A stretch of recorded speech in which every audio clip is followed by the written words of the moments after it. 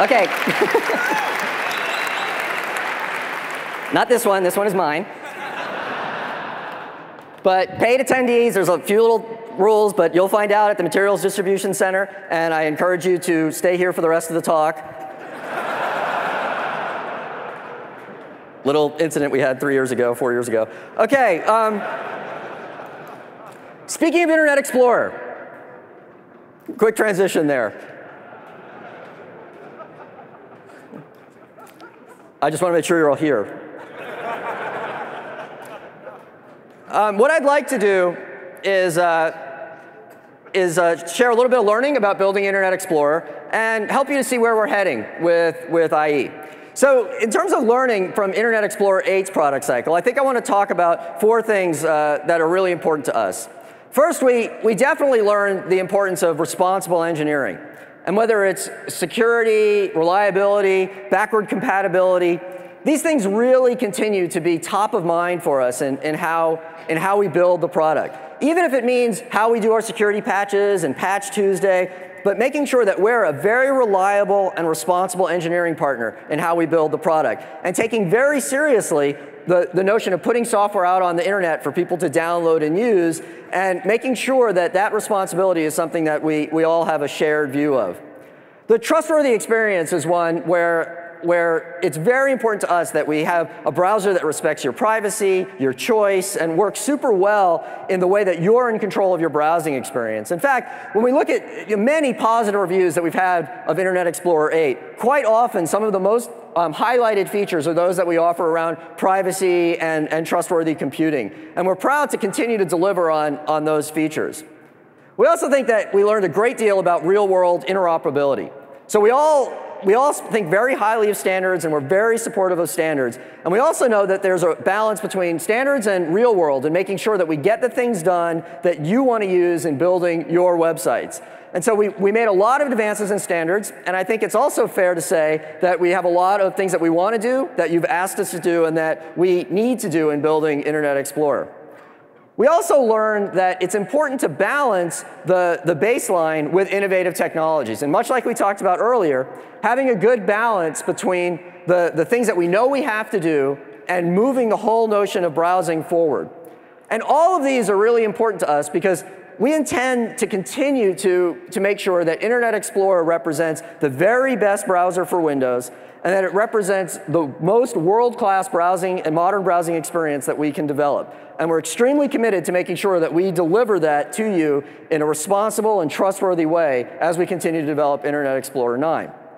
And so let me talk about an update for developing Internet Explorer 9. So we're about 3 weeks into the Internet Explorer 9 project since we just shipped Windows 7.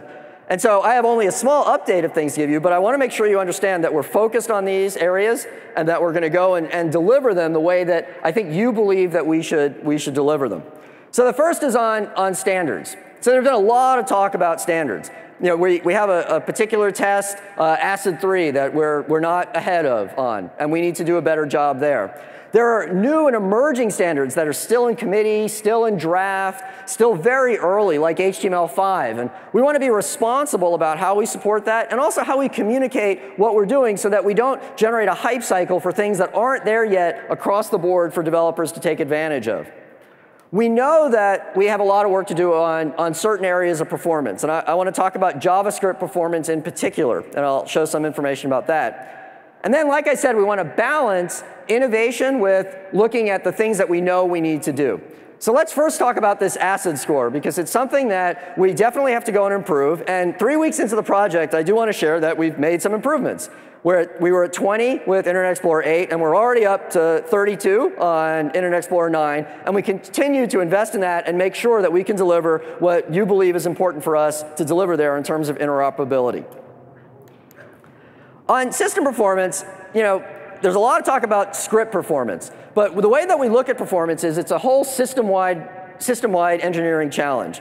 So I have a chart here of 3 different sites. The first 2 are the Excel web app, and then the second 2, the second half are 2 different news sites.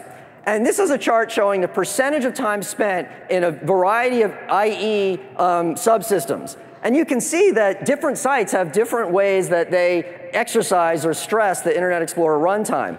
And so, for example, the Excel web app has two very different profiles of using script, which is the gray bar at the bottom, the first one, whether you're loading the spreadsheet or selecting it.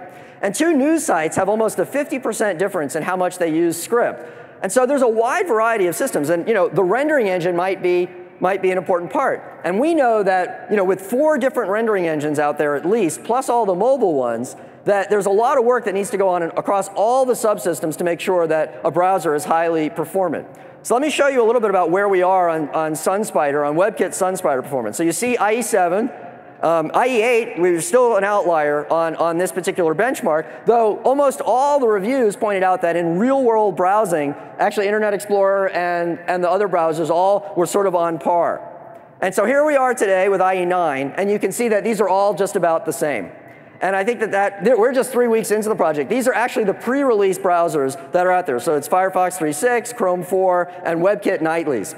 And so we're getting very close to all basically being a wash, because by the time you get down to this amount of performance, the other subsystems are really gonna dominate in terms of where the best places to improve are.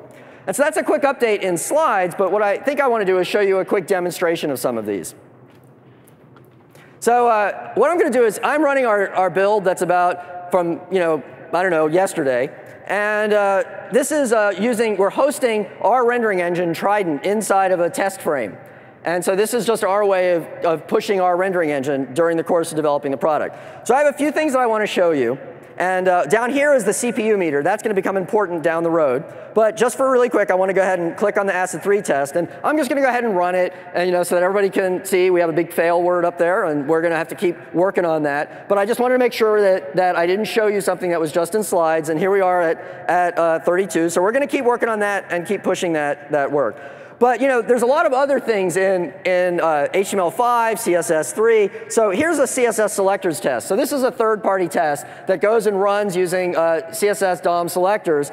And so here you are. We've passed 572 out of 578 of these with our build that's 3 weeks old. And you can see which ones we've passed and not. And so there's more stuff that we've advanced quite a bit just in the past few weeks.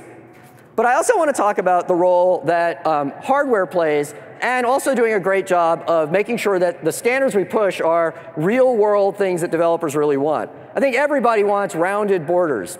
And they're kind of a pain or impossible to do today. So here we are going to show you a couple of examples of borders. So you see us animating the border. You'll notice that a lot of these are done in percentage pixels or in fractional pixels, animated with radiuses. And here we can cycle the border style. Whee! And so you too can have these on your site using the IE9 rendering engine. So a great deal that Mike talked about has been hardware and graphics. And so one of the things that we're going to do in Internet Explorer is make sure that when you build your site, that you pick up the performance gains and quality gains that come from rendering on modern hardware without changing anything in your site.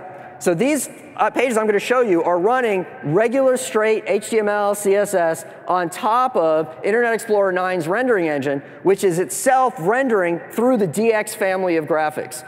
So hardware-accelerated rendering across the rendering of Internet Explorer. So here's just some straight text. So I think you'll agree that just looking at this text, the text over on this side over here, rendered through direct write in D2D, is way, way clearer. And so browsers have a lot of text in them, and so being able to show